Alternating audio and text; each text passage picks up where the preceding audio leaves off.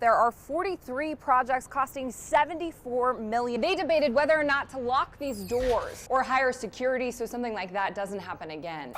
I'm gonna flip on a light in here if it's dark so they can see, and maybe put my hands on the steering wheel. Why should people care that crime statistics are being tracked differently? If you place a camera up high, you'll probably end up catching the top of someone's head instead of their face. At the same time, this guy, Justin Alderson, is trying to cross the street. Tried to open this door with a crowbar, but he wasn't after money or cigarettes. This huge pothole here behind me, we've seen some cars like that one hit it. You'd said that this was a mutual decision, but the attorney says that it was anything but that. Why isn't there more proof of address needed? If you were eligible, would that change anything? That the sexual harassment complaints were not handled properly. Do you think you did anything wrong? Did you get any pushback? Reporting from downtown, I'm Lindsay Nadrich, Crime 2 News. Narcan is a nasal spray that can revive someone who's overdosed on opioids. We have body camera footage of Spokane police officers using it for the very first time. I will warn you, this video is graphic, but know that the man on the ground survived because of the actions of officers. That's the Narcan. This body camera video shows the Spokane Police Department's very first use of Narcan. They were saying he drank some soda, so he might have dropped something in the soda and took it. It wouldn't act that fast though, would it? Yeah. The man on the ground is 15-time convicted felon David Lappin. He survived thanks in large part to the officer's actions. The very next day, he was in court facing several charges, including possession of a controlled substance. But in this video, you can see he's unresponsive. Believing he's overdosed, officers spray Narcan into his nostrils. 43 for Caddis, gave a dose of Narcan.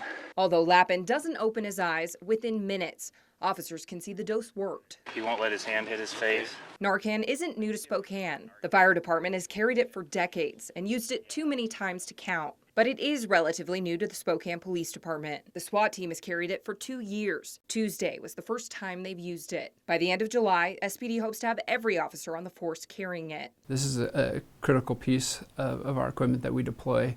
It's just as important as everything else that we carry on our tool belt. It's a tool that can save someone's life if they overdose, but it's also a tool that's brought up safety concerns. There are some risks involved on our behalf, and sometimes we just can't determine the end result. Nationwide, and even here in Spokane, when the fire department has used it, there have been cases where the person revived becomes combative. It's for that reason a sheriff in Ohio says his deputies won't carry it. It's unsafe, and you got to be careful, because they're trying to hide the drugs. They're trying to get rid of the drugs. And you're the police, and you're down on your knees.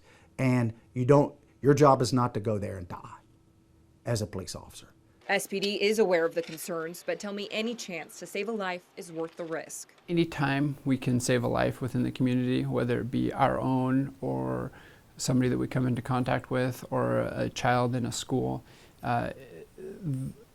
it's worth it no matter what. And if you're wondering why Sergeant Kern Camp would bring up kids and Narcan in the same sentence, it's because it also could be used to save a child who accidentally gets into a pill bottle. In this day and age, with the opiate epidemic and overdoses more and more common, this is not only just for the chronic drug users, but it's also for our friends and family members that maybe are suffering, but as well as infants and children that may get into open containers or bottles that we don't plan on happening.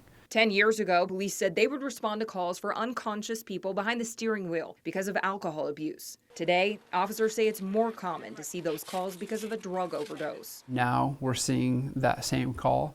However, we're starting to identify that it's an overdose with seeing, either a syringe stuck in the arm, drug paraphernalia, on the chest. So the tide is kind of shifting a little bit towards that response. SPD says cost is an issue when it comes to supplying every officer with Narcan. Each dose costs about $35, and it does expire if it's not used within a certain amount of time. SPD is working to get a grant to cover the cost. We also asked what if an officer thinks someone is overdosing, but they're not. They tell us Narcan won't cause any harm to someone without opioids in their system. In studio, I'm Lindsay Nadrich, Crime 2 News. We first met Mary Pritzel last week after her car was damaged by a pothole at 37th and Freya. That was a big pothole. That was the Grand Canyon pothole. So today, Mary, city spokesperson Brian Coddington, and I all sat down to find out how to file a claim for damages. What needs to happen if somebody feels like their car was damaged by a pothole that they've hit. We recommend folks contact 311, or they can go on to SpokaneCity.org, and if you search for report a claim, if you feel like you need to make a claim, there's a form online that you can fill out. For a city claim, it does request that you get it notarized, and you can do that either through private notary, or the city clerk's office does have a notary that can do this for free of charge. Why do you need it to be notarized? Just to make sure that we're getting a legitimate claim form, that people are standing behind the information they provide to us. Mary filled out the claim form that can be found on SpokaneCity.org. She also brought documentation to show the damage and what it cost. The more detailed you can be, the better. I have a picture of the pothole, and then there's my rims, how bad it bent my rims. Here's my form, the mechanic who did the alignments, the tires. It knocked my headlights kind of cattywampus, so they had to be realigned. So once she fills out the correct claim, where does she take this? So to the city clerk's office, which is on the 5th floor. Claims can be submitted there. You can also, I believe, mail them in as well once it's been notarized. With everything ready to go, we all walked up to the clerk's office at City Hall to have our claim notarized. We just need to notarize and turn in a claim form. Everything in this document is true and correct to your knowledge? Yes. And you're signing it of your own free will? Yes. All right, I'm going to ask you to write your name here and sign your name here. Once it's filed, an insurance adjuster will evaluate it. Some of the things they look at are, was there prior notification of the pothole? Was there a reasonable amount of time for the city to be able to fix the pothole or prevent others from hitting the pothole? So are they going to say it was an act of God because of weather and then deny the claim? No, not necessarily. Like I said, part of the criteria is whether or not it had been previously reported and there was enough time for the city to go out and be able to repair that pothole. We do apologize for the inconvenience, and I do think it's worthwhile to fill out the claim form. You've been very helpful, but I don't know that I would have found all that on my own. Lindsay Nadrich, KREM 2 News. Two of the women I spoke with are veterans. They both tell me being transgender has nothing to do with their ability to fight for our country. Thousands of transgender men and women currently serve in active duty. So it's now unclear what will happen to transgender troops moving forward. A lot of people's lives are going to be ruined. It's not that easy to just pick your life up again after you are all of a sudden kicked out of the military and unable to serve. Tori Boston knows firsthand what it's like to suddenly be kicked out of the military. She served in the Air Force from 2006 to 2010 until someone discovered she was transgender. I got outed and publicly humiliated. I had to basically confess to the whole thing as an alternative to going through the court-martial to guarantee an honorable discharge. Tori is outraged someone else may now have to go through what she did. She says being transgender has no impact on her ability to serve our country. Absolutely not. No. And it's not that expensive to accommodate military people. Not every trans person requires an expensive surgery.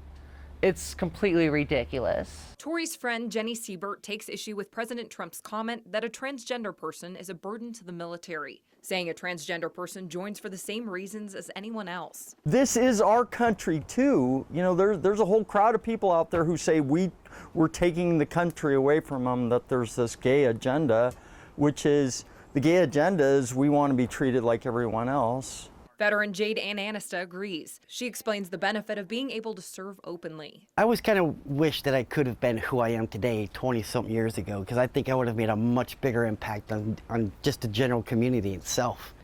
Because if you're always too afraid to be who you are, you hide everything, even your ability to sing or your ability to speak. Still today, no one's taking responsibility for approving the removal of trees along the bluff near the Qualchin Golf Course. So today I reached out to the contractor. He's hired an attorney to help him get in front of this whole mess. His attorney gave me copies of emails between all parties involved that talk about removing trees from that area. So when the city says we don't know anything about this, their fingerprints and DNA are all over this crime scene. Attorney Bob Dunn is now representing Adam Swedberg, the contractor who built a road and removed trees from Parks Conservation land along the bluff on the South Hill. Emails back and forth show discussion between the contractor, Avista, the City Parks and Recreation Department, and First Tee about building a par 3 golf course near the Qualchin Golf Course and removing trees in the area. There's also a signed permit dated January 20th, 2017 that reads, all reasonable and necessary tree removals for the development and construction of a proposed 3-hole project. The city, though, says the permit is only for the 6 acres adjacent to the Qualchin driving range, not for the access road. Dunn disagrees. It's not like he just decided to get up one morning and jump on a bulldozer and say, I wonder if there's a roadway I can carve into some hillside. That's not the way it went down, and that's the way he's being portrayed. He did nothing wrong in this entire scenario. There's also a letter from Avista to First Tee dated December 20th, 2016.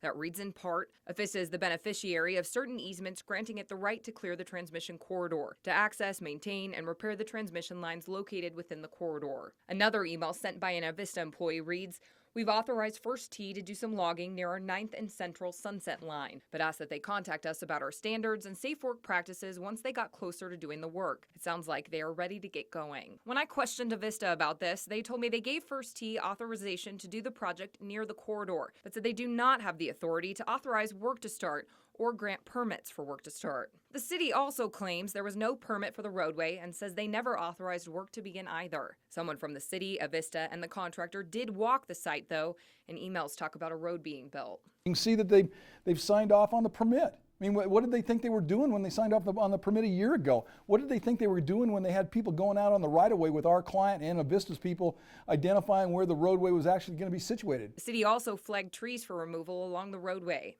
The city, though, says that doesn't mean they gave the approval for them to be removed. Dunn played a recording of a voicemail left on the contractor's phone by a city employee talking about marking trees. Hey Adam, this is Jeff. I just realized I had some marking tape. On my way out, I'll go ahead and flag some trees that might be good ones to take out.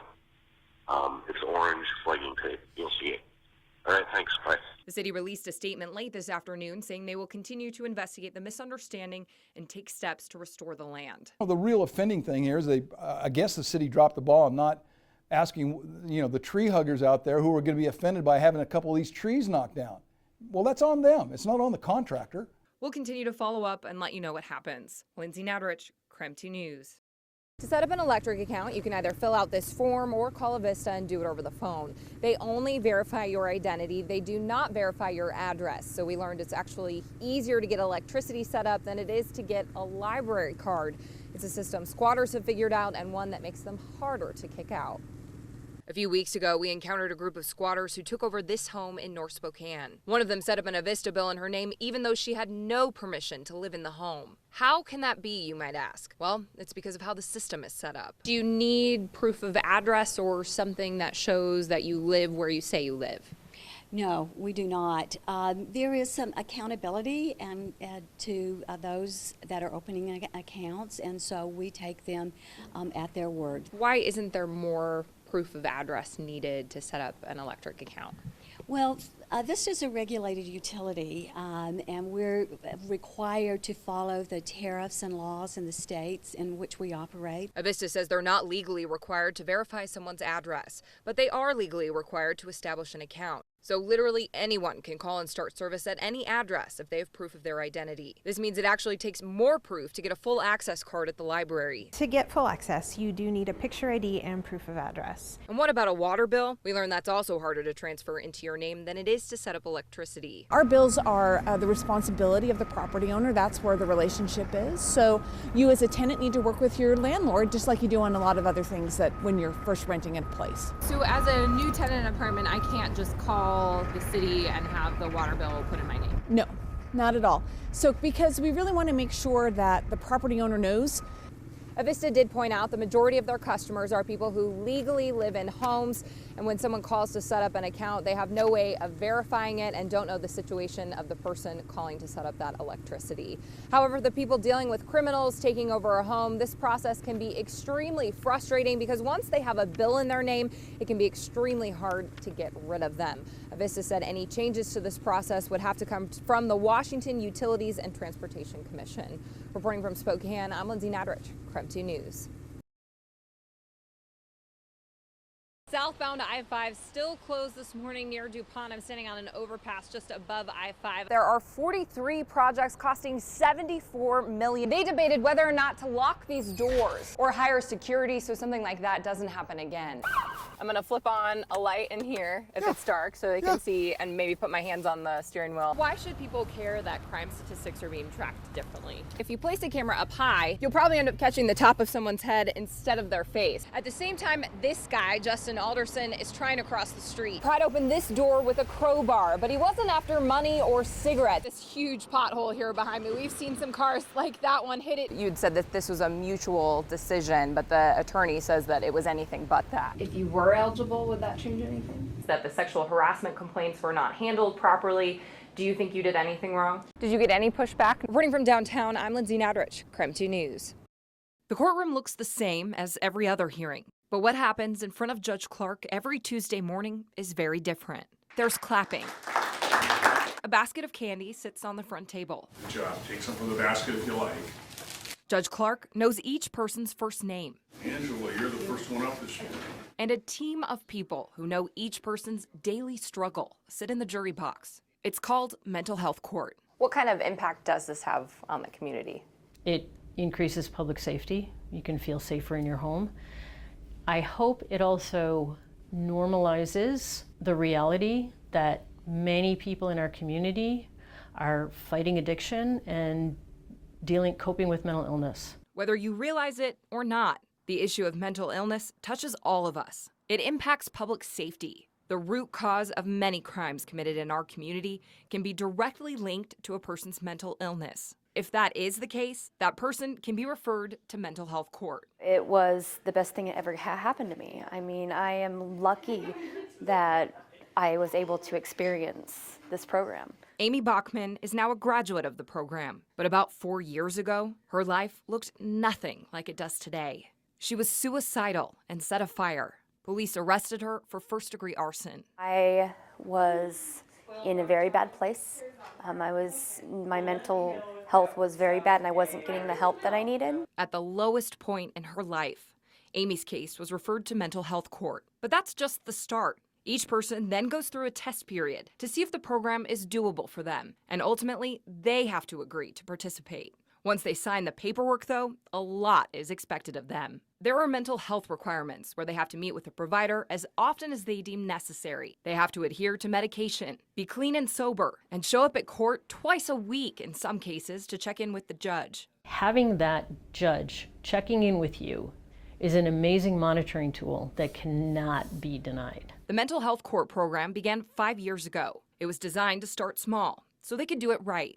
People with violent offenses like rape or murder charges are not eligible. Right now, 22 people are going through the process. By the end of December, they plan to add 10 more. It's a 2-year program, and if they graduate, their charges are dismissed. Pretty much every graduate will say to you, that's why I joined the program, but that's not the real benefit I got. The real benefit is I have a different life. The statistics prove those who graduate do leave with a different life. They tracked 8 people who graduated. Before the program, those 8 people spent a total of 427 days in jail. After, only 2 people spent a total of 35 days in jail. So the number of days in jail dropped by 91%, and the recidivism rate dropped from 100% to 12.5. At graduation, one of our people held up a ring of keys, and he said, I have a keychain. And we were all like, okay. He said, you don't understand. I have every one of these keys legally. I have a key to a car that I now own. I have a key to a home that I go into. I have a key to work that somebody trusts me to go into. Before that, these would have all been shaved, and I would have been using it for illegal activities. Amy's life changed for the better as well. Without the program, she says she wouldn't still be here. Every aspect of my life I never imagined it being this good. She's now active in the community. She's there for her kids and spouse, and is volunteering her time to help others currently in the program. They gave me my life back. There's still a big stigma with mental health. Because of that, the coordinator of the program said people in the community aren't willing to give these folks a shot as soon as they hear the words mental illness. They said they need employers willing to hire them and landlords willing to rent to them. She said these people really do want to work and contribute to society after they graduate. In studio, I'm Lindsay Nadrich, KREM 2 News. We've seen a lot of activity, a lot of people coming and going from this scene here. Southbound I-5 still closed this morning near DuPont. I'm standing on an overpass just above I-5. I'm going to step out of the way so you can take a look at the scene. You can see a crane there. They hooked that up to 2 train cars that I saw. It's a slow process, but they are trying to clear this scene. We've seen them move train cars, the NTSB. This is their first full day on scene investigating. So a long day ahead of them. Southbound I-5 here will be closed for the immediate future.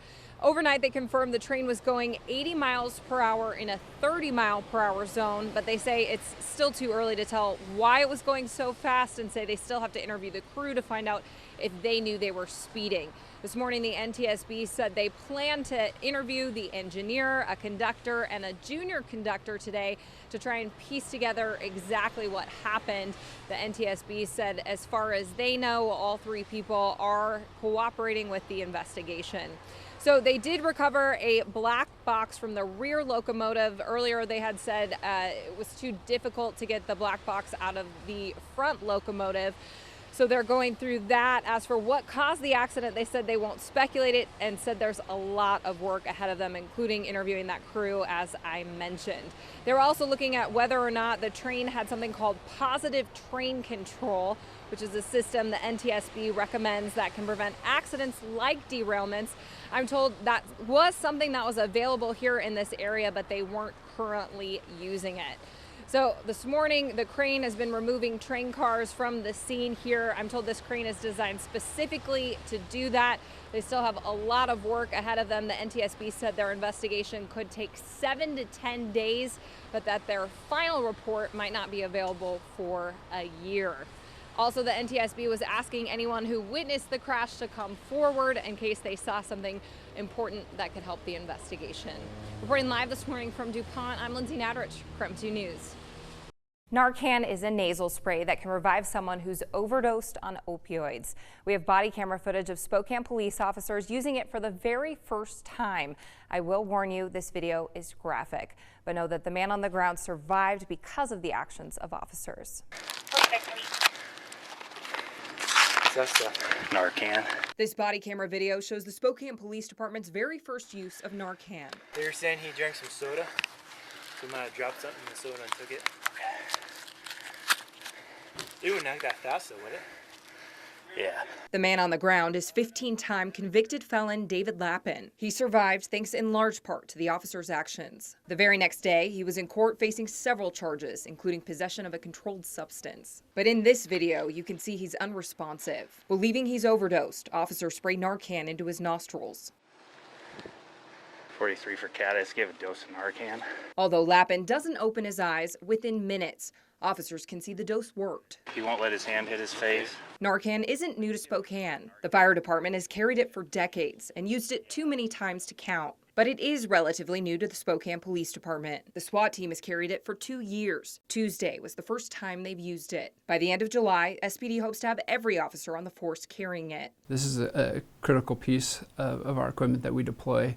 It's just as important as everything else that we carry on our tool belt. It's a tool that can save someone's life if they overdose, but it's also a tool that's brought up safety concerns. There are some risks involved on our behalf, and sometimes we just can't determine the end result. Nationwide, and even here in Spokane, when the fire department has used it, there have been cases where the person revived becomes combative. It's for that reason a sheriff in Ohio says his deputies won't carry it. It's unsafe, and you got to be careful, because they're trying to hide the drugs. They're trying to get rid of the drugs. And you're the police, and you're down on your knees.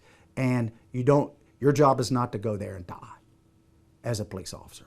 SPD is aware of the concerns, but tell me any chance to save a life is worth the risk. Anytime we can save a life within the community, whether it be our own or somebody that we come into contact with or a child in a school,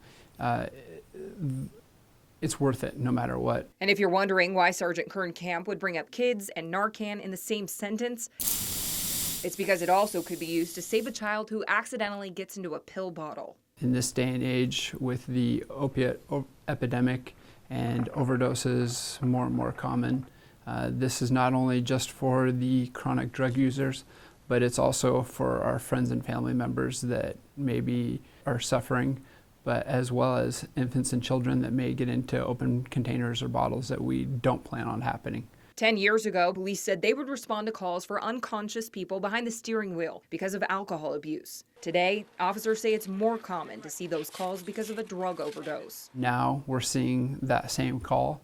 However, we're starting to identify that it's an overdose with seeing, either a syringe stuck in the arm, drug paraphernalia, on the chest. So the tide is kind of shifting a little bit towards that response. SPD says cost is an issue when it comes to supplying every officer with Narcan. Each dose costs about $35, and it does expire if it's not used within a certain amount of time. SPD is working to get a grant to cover the cost. We also asked, what if an officer thinks someone is overdosing, but they're not? They tell us Narcan won't cause any harm to someone without opioids in their system. In studio, I'm Lindsay Nadrich, KREM 2 News. Two of the women I spoke with are veterans. They both tell me being transgender has nothing to do with their ability to fight for our country. Thousands of transgender men and women currently serve in active duty. So it's now unclear what will happen to transgender troops moving forward. A lot of people's lives are going to be ruined. It's not that easy to just pick your life up again after you are all of a sudden kicked out of the military and unable to serve. Tori Boston knows firsthand what it's like to suddenly be kicked out of the military. She served in the Air Force from 2006 to 2010 until someone discovered she was transgender. I got outed and publicly humiliated. I had to basically confess to the whole thing as an alternative to going through the court-martial to guarantee an honorable discharge. Tori is outraged someone else may now have to go through what she did. She says being transgender has no impact on her ability to serve our country. Absolutely not. No. And it's not that expensive to accommodate military people. Not every trans person requires an expensive surgery. It's completely ridiculous. Tori's friend Jenny Siebert takes issue with President Trump's comment that a transgender person is a burden to the military, saying a transgender person joins for the same reasons as anyone else. This is our country too. There's a whole crowd of people out there who say we're taking the country away from them, that there's this gay agenda, which is, the gay agenda is we want to be treated like everyone else. Veteran Jade Ann Anista agrees. She explains the benefit of being able to serve openly. I always kind of wish that I could have been who I am today 20-something years ago, because I think I would have made a much bigger impact on just the general community itself. Because if you're always too afraid to be who you are, you hide everything, even your ability to sing or your ability to speak. Her advice, do it while you can, so here I go.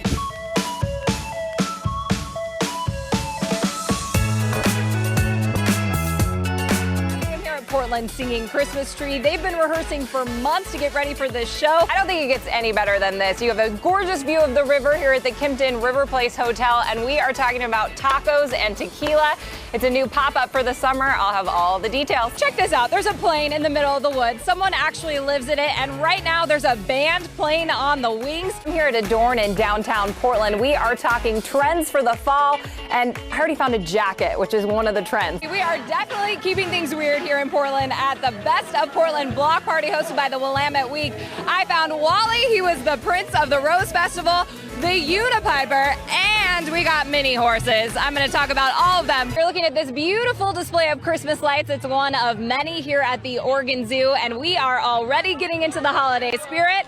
We have our Brew Lights cups because it's a costume party to keep Portland weird here in North Portland. What's 10 years mean in the restaurant world? We see a lot of restaurants come and go, but you guys, you're here. Well, this next story seems pretty unbelievable, but a cat missing for more than 2 years found 100 miles from home. Here at the 19th hole, they're celebrating their 5th year.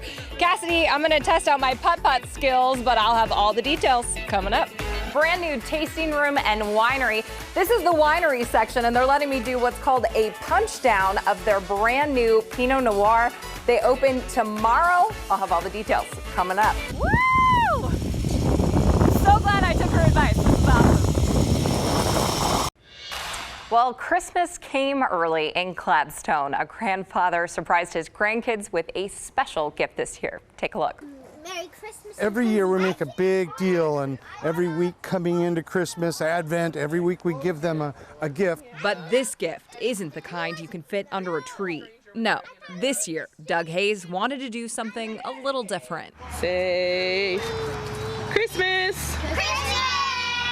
A family member took this video as Doug surprised his 10 grandkids with their gift. That is? No. What? That's not a hot air balloon. What's it say? Grandfather Express? What is it? It's a bus. You got a bus? Yes, Doug bought a bus so he can drive his grandkids to school every morning. I thought, gee whiz, maybe there's some way that I can give them a memory that'll last all their life. The kids go to a small Christian school that doesn't have school buses. So when they saw him drive up in one, they were pretty excited. It was a big surprise. I was really stunned. I never expected him to buy a bus. It was really fun. The bus is fittingly named Grandfather Express. All right, you wanna go? And the kids can't wait to hop on board for their first ride to school in January. Well, I think my friend Angela is going to be stunned. I think they're going to say, wow, you get to ride a bus. No one else does. Doug hopes his unique gift will create memories they'll never forget. Well, there is a sense of pride and excitement. I thought, well, who does this? This is crazy. We're so excited about it, and it's something that we are hopeful that they'll carry into their lives. I'm Lindsay Nadrich. Wheels on the bus go round and round, all through the town. KGW News. I am. No animal noises, but we are going to be talking about some animal print in a second. I'm here downtown Portland at Shop Adorn. I'm here with manager Jennifer D. Harris. And first of all, for people who haven't been in here before, tell me a little bit about the shop. So we have 4 locations in Portland, and I manage our downtown store, and we get new stuff all the time. So many cute things. I was just walking around. So many cute things. We have so many things coming in every single week, so you can come in different days, and there's going to be different stuff. So fun. Yeah. Okay, and what should people know as we head into the fall? What's on trend?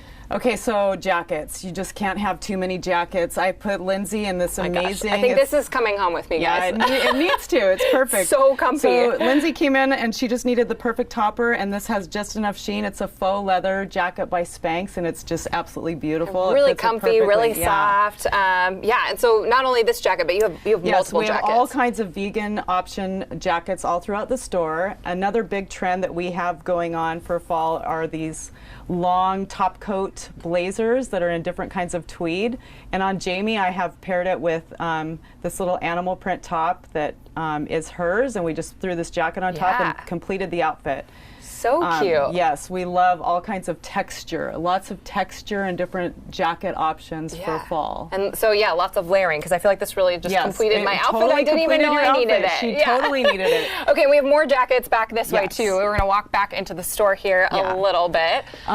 So this one's kind of a faux... Yeah, it's a faux leather. It has a little bit of a sheen. But there are other options, Another option for jackets, we have this beautiful little bomber that's like a faux fur, and I have it on Kirsten. So soft. Yeah, take a look at this over here on the side, because another one of our cute. trends is the animal print. It's not going anywhere. No, I went to another store this weekend and I swear it was all animal print. So that's really in right now. Yes, and so we have Kirsten in this little animal print cami with this beautiful faux fur bomber and some cute denim and a little pop of color with the red shoe, and she's ready to go. Cute. All right, and what are your hours if people do want to come down here and check this out? Yes, we are open from 10 to 7 on the weekends, so Thursday through Saturday, and during the week we're 11 to 6. All right, Shop Adorn, downtown Portland. Cassidy, I think this jacket's coming home with me. I think I'm going to do a little shopping. I love what do you think? It. Oh my. This is gorgeous. The view up here is so fun. We're on the rooftop at the Nines Hotel. We're here checking out Departure. I'm here with Chef Gregory Gourdet, and you guys, like Cassidy mentioned, a big milestone. We do. We are celebrating 10 years strong, 10 years serving the Portland community, 1.4 million guests served. So you guys have been busy. We've been busy. Lots of locals, lots of people from all over the world, so it's a huge milestone for us, and we're just so honored to be a part of the community. Yeah, what's 10 years mean in the restaurant world? We see a lot of restaurants come and go, but you guys, you're here. I mean, I think it's been great. You know, I think we're a little different from Portland when we opened, but I think we've been able to establish ourselves as a great dining destination, somewhere to celebrate holidays, birthdays, anniversaries, just happy hour, just a great place to spend time with people you love. And what a cool space. I mean, you can't really beat the rooftop. No, absolutely. I mean, still holding on as some of the most iconic views of our city. So I feel very lucky to have been able to be here for so long as well. And what's on the menu if people haven't been here? What can they expect? Yeah, so we love serving lots of things. We have about 20 different things on the menu. We have a huge sushi display. We have outdoor grilling. We have a carving station. We have an ice cream cone station. We have popsicles going around. So summertime, this is going to be the place to be. It's going to be the best of everything we've ever done. It's going to be fantastic. Okay, and I'm looking at this. What do we have right here? So this is the dish that has been on the menu for the past 10 years. The whole time? The whole time. Departure wings with a little daikon radish. And it's a Japanese style of chicken wing. They're marinated in soy sauce, ginger, a little bit of sugar, bread and potato starch. And we've sold hundreds of thousands of them over the past decade. So not your typical chicken wing. This is obviously with a twist. It's a perfectly deboned, one single little bone, pops right in your mouth, super tender, super delicious. And then we have a vodka drink. Our partner is Reika Vodka, so we're super excited. What a fun summertime cocktail. Come sit on the roof and get an app and a cocktail. Absolutely. What could be better? You know, also we're partnering with World Central Kitchen, so proceeds from the event benefit World Central Kitchen. And if you're not familiar with, they go into areas of need, so times of crisis, they automatically respond with food and resources for these communities in need. So we actually have a local rep coming, and we're honored and just really great to be a part of it. Okay, and the event is this Friday, celebrating. It's here on the rooftop. Yes. All right, tell me a little bit more about this event. We just heard who it benefits, but how can people get tickets? Just get tickets. We have a link, an Eventbrite link on our website, on our Instagram handle. You can actually walk in and buy tickets the night of the event, but it's from 6 to 10 p.m. all night long. The whole restaurant. There's DJs, there's music, there's drinks flowing, there's bubbles, there's food all night. We're just going to have a great time. Gonna be a party. Yeah, got to celebrate 10 years here at Departure in the Nines Hotel. Come check out the rooftop this Friday. Yeah, hey Cassidy, I'm super excited about this one. This is like the playground for the whole family. They have so many things to do. I'm here with Sarah Sparks from Hotel Deluxe. You guys just reopened for the season. We have. It's our 5th season and the best one yet. And what better way to start it out on the 5th hole with our dog Alfred? Okay, there's so much to do here. Yeah, so much. There's fun for the entire family. So we have, of course, our 9 holes of putt-putt.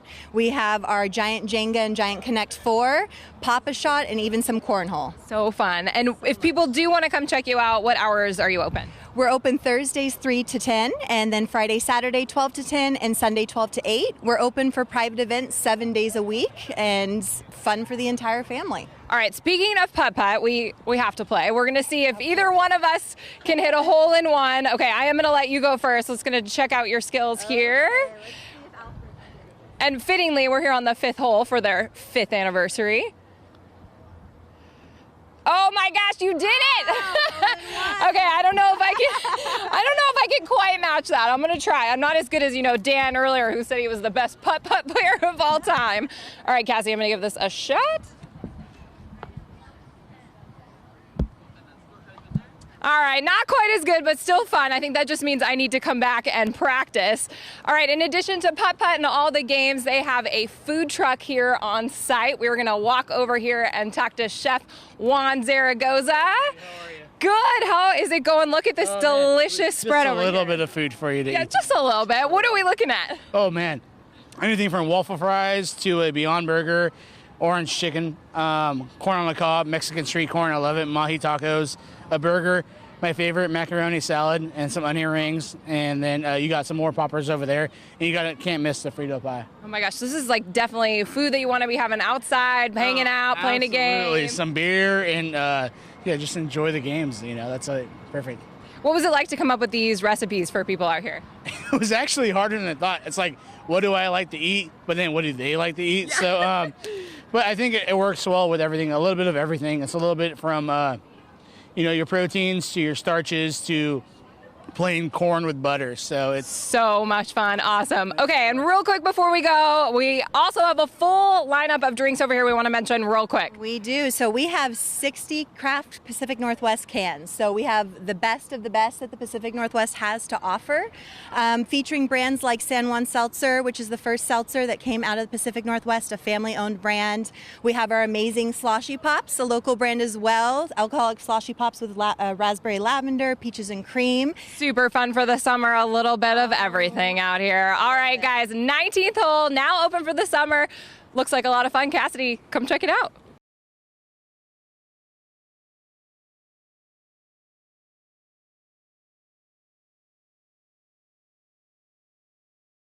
I don't know if you noticed, but there's a hole right here. That's the camera.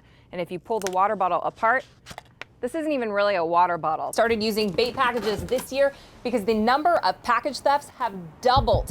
They plan to continue using bait packages through January. Portland singing Christmas Tree. They've been rehearsing for months to get ready for this show. Her advice, do it while you can. So here I go.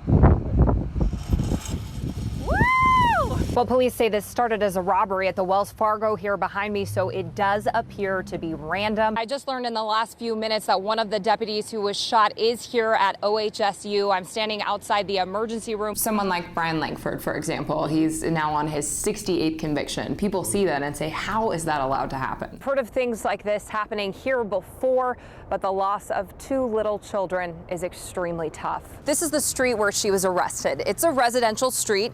There's a seam here in the middle of the concrete. Check this out. There's a plane in the middle of the woods. Someone actually lives in it, and right now there's a band playing on the wings. Her family told me they called ODOT many times over the years because they were worried about the safety of this road. But let's put Carol's story on pause for a moment so you can understand why I'm talking about it. His company says this is something they worry about constantly because it's happening more and more. The big matchup between the Seahawks and the 49ers. Art Edwards, I don't know if you know, is a big 49ers fan. He sits right across from me in the newsroom, so we're gonna have to not talk to each other for a little bit today.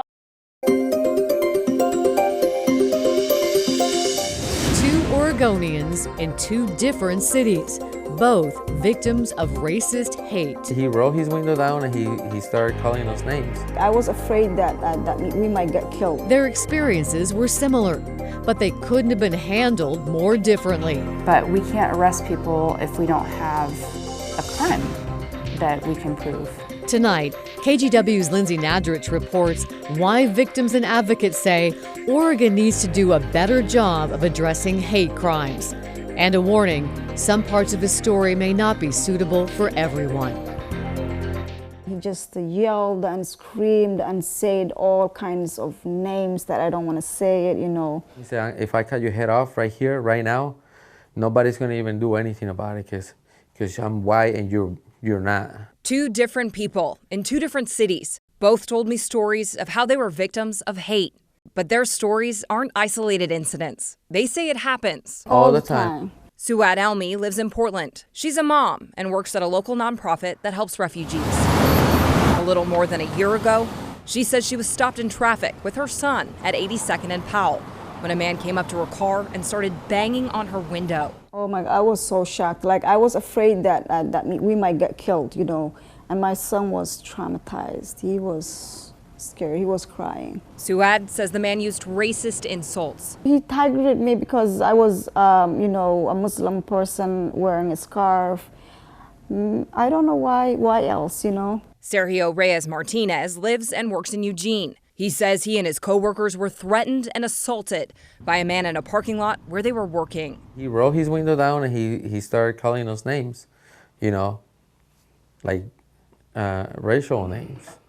Yeah, he was calling my coworker beaner, wetbacks.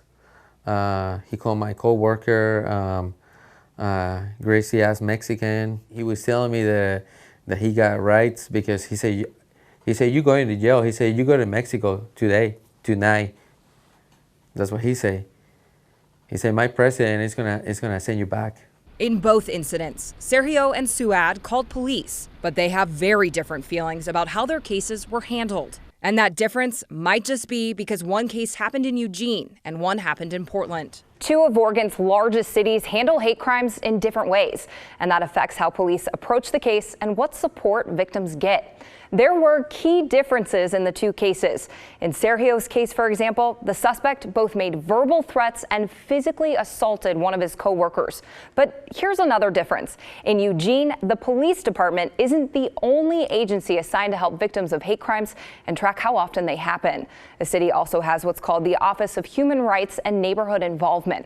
That's where Fabio Andrade works. Many people call our office and they start by saying, I'm not sure if I'm calling the right place. Fabio's office tracks hate crimes and offers support to all victims, even if what happened to them doesn't result in criminal charges through the police department. Tracking the criminal and non-criminal incidents helps the city get a better idea of what's really going on so they can identify trends. If you don't know the problem, you cannot find the right solution. Eugene's tracking system also explains why it looks like the city has more hate crimes than any other in Oregon. Check out these FBI statistics on hate crimes from 2017, which is the latest year available. The report shows Portland only had 18 hate crime incidents, while Eugene had 72. Eugene's number is also more than all other cities combined. It's impossible that Eugene would be responsible for half of the hate crimes in Oregon, so we know that's not the case. It's a different story in Portland. The police bureau has 2 biased crime detectives who also work on assault cases. But there isn't an office like Fabio's that works alongside police. When it comes to tracking hate crimes, Lieutenant Tina Jones says the bureau follows federal guidelines. Not every crime that's reported to us as what someone perceives to be a biased crime ends up being a biased crime. She said even though someone may feel like they were the victim of a hate crime, it has to meet certain criteria to be investigated and tracked as one. That doesn't mean that that incident wasn't frightening for the person involved or that their perception, is that they were maybe targeted because they fit into a protected class. But we can't arrest people if we don't have a crime that we can prove. That's frustrating for Suad. She was terrified by what happened to her and felt it was racially motivated. But police said they couldn't do anything about it, and she had nowhere else to turn. If her incident had happened in Eugene, Suad would have at the very least been connected with Fabio's office like Sergio was. They supported him through the entire process, and the man who targeted him was charged with a hate crime and taken to court. It's just really hard, to think about it again, because it's been over a year, since that happened, and it's just horrible going back, and thinking about it. Even though the suspect was put on trial, the outcome of the case wasn't what Sergio was expecting. The man was found not guilty. I can't explain, what the feeling is.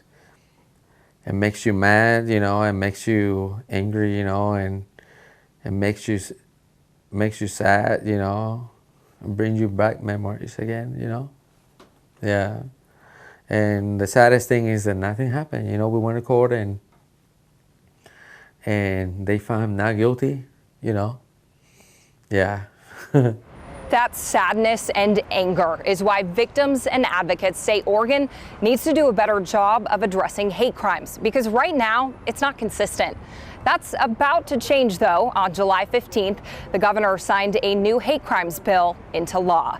It establishes a hate crimes hotline for victims to call and directs agencies to do a better job of collecting and reporting data on hate crimes and bias incidents. I think this bill will help Eugene not feel like the lonely jurisdiction doing this kind of work. Many also hope it will help victims like Sergio and Suad not feel alone either. I try not to pay attention, but if I was paying attention, I could say every day. It happens every day. It's really bad.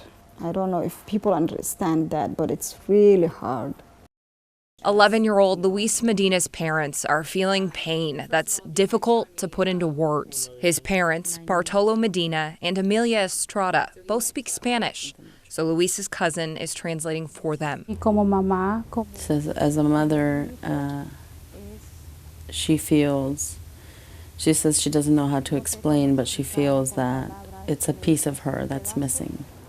Monday morning, Luis left home to walk to school like he did every day. When he got there, he would call his mom to let her know he made it safely. Todos los días. Every single day. But Monday morning, Luis's call never came. Y yo ya estaba pensando por qué mi hijo no me llamó.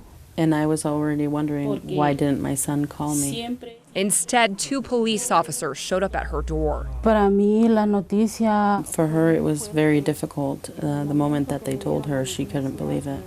Because it hadn't been long that he had just said goodbye and gave her a kiss. To have somebody come to your house at 8:30, 35, 2 officers knocking on the door, letting you know that they have bad news for you. Luis's father says an officer showed up at his work and gave him the news. He says many people have asked him how he's doing. He says he feels very cared for because everybody asks, how he's doing, how his daughter's doing, how his wife is doing. But with the pain that they have, it's very difficult to answer any questions that they have about his son. He says Luis was a very kind boy who loved to swim and play in the water. His favorite subject was science, and he had many friends at school. A note from them is one of many items placed along the side of the road, where police say he was hit and killed by an impaired driver. She says that to the man that was driving that car, she wishes with all her heart that he never has to go through this pain that she is feeling, the loss of a son. And to her, it doesn't matter how much anger she may feel, it won't bring back her son.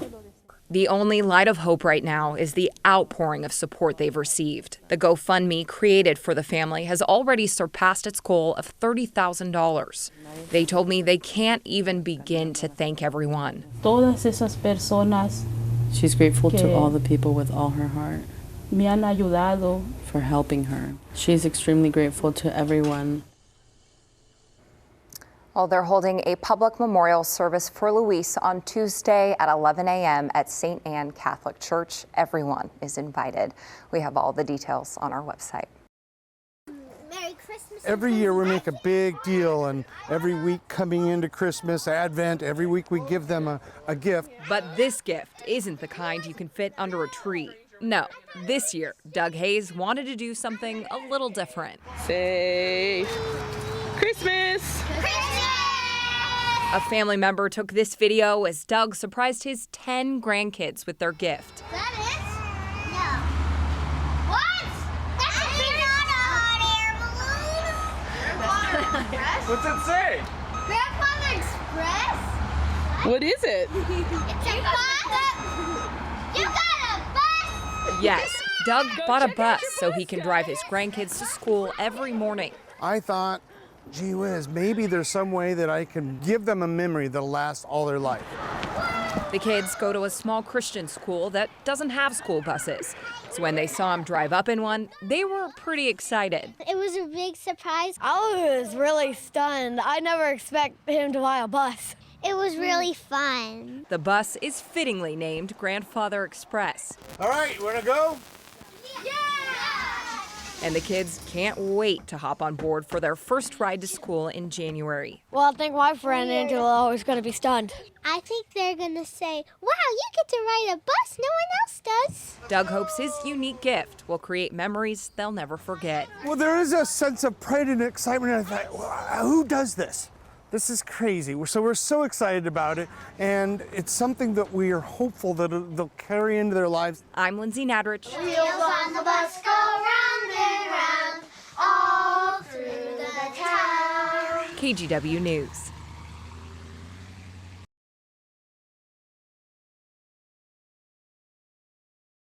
So far, the company says it's saved 40 million pounds of produce and has donated around 3 million pounds to charities. They want to hear from 4 White House witnesses who the president blocked from testifying before the House.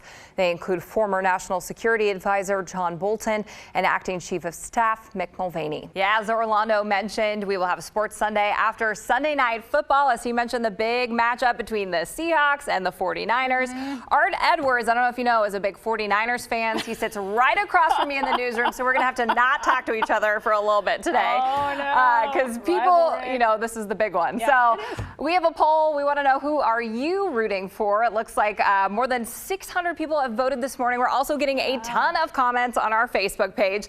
I'm gonna read you this one from Sandy. She says she's rooting for the Seahawks, but only because as a Packer fan, it'll help us get home field advantage. I know Brittany is a Packers fan, so I'm sure she loves that comment. Water damage from heavy rain is forcing Beaverton students to attend a new school for 6 weeks while their normal building gets cleaned up. Welcome back. Well, our very own Rod Hill might just have a new nickname. Hot Rod. He stopped by an outdoor racetrack where the go-karts go more than 50 miles per hour. It's called Pat's Acre Racing Complex. Check it out.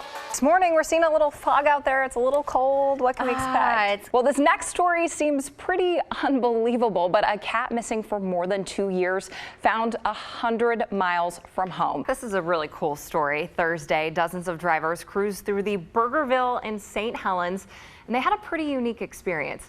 KGW's Joe Ranieri shows us how they all decided to pay it forward. He now has a permanent home with his new family. He also has a special name you'll probably recognize. Here's Kristen Edwards. Well, topping headlines this morning, a man was arrested for threatening to kill and trying to kidnap a teenager at the Vancouver Mall. How police say Good Samaritans jumped in to help. Plus, water damage from rain is forcing Beaverton students to move to a new school. And that's not the only building in the metro area dealing with a leaky roof. First, though, let's start things off with Vanessa Paz. She's got to check with our forecast. Yesterday was pretty nice, but today it's a different story. News at sunrise. Well, good morning. Thanks for getting up with us to start your Saturday. I'm Lindsay Nadrich. Here's a live look outside over downtown Portland. You can see some of this fog. It was pretty foggy when I drove into work this morning, but let's check in with Vanessa Paz. She says she's tracking the forecast and that fog's starting to clear up a little bit, Vanessa. All right, well, things are back to normal after a chaotic night in the Rose City Park neighborhood. Just before 7 last night, a driver called 911 saying someone in another car flashed a gun at them on southbound 205 near Airport Way. The driver said the car was following them. Police responded and chased the suspect's car. Eventually, the suspects jumped out and the car rolled into a curb on Northeast 51st Avenue. The SWAT team was then called in to search the area, and neighbors were told to stay indoors. I think it is unusual. It's busy here. This is a bike route, so there's lots of people here, lots of pedestrians. I'm sure the officers have had to stop lots of people from going by tonight, both on bikes and on foot. But it's generally a pretty quiet neighborhood. Yeah, a lot of neighbors say that was unexpected for their neighborhood. One suspect was found on the roof of an outbuilding. Another was found inside an empty home. They were both arrested. No one was hurt. Well, now to a bizarre story out of Cowlitz County. A Longview man says his 2 huskies were gunned down in what appears to be a case of retribution.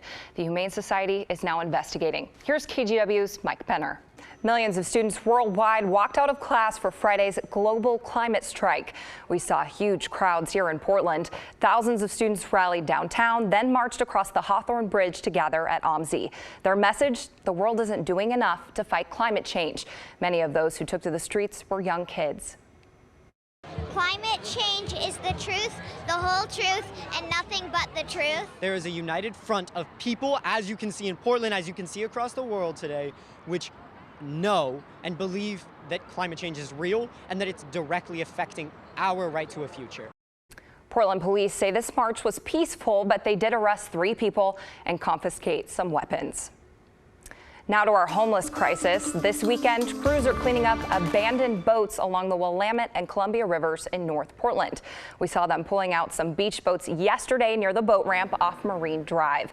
They were also out last week clearing some campsites.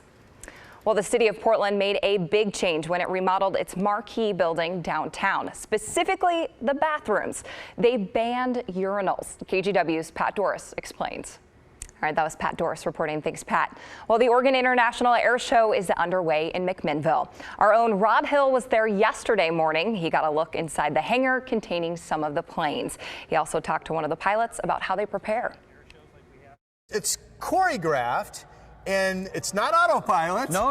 Everything we're doing, so everything is, references on the ground. Okay. We choreograph everything, and everything is designed to be in a specific place, at a specific time, at a specific airspeed. So you're locked in with your eyes always on the canvas of where you are. Yeah, I think that's one of the big misconceptions. A lot of people think we go up there and do stunts. We're not playing jazz. Everything is choreographed on the ground and executed in the sky. Pretty impressive. Well, the Oregon International Air Show is at McMinnville Municipal Airport. It runs through tomorrow afternoon. Well, still to come, making use of something others may not want. You've probably heard that before, but did you know it applies to veggies? The mission of a Lane County business coming up.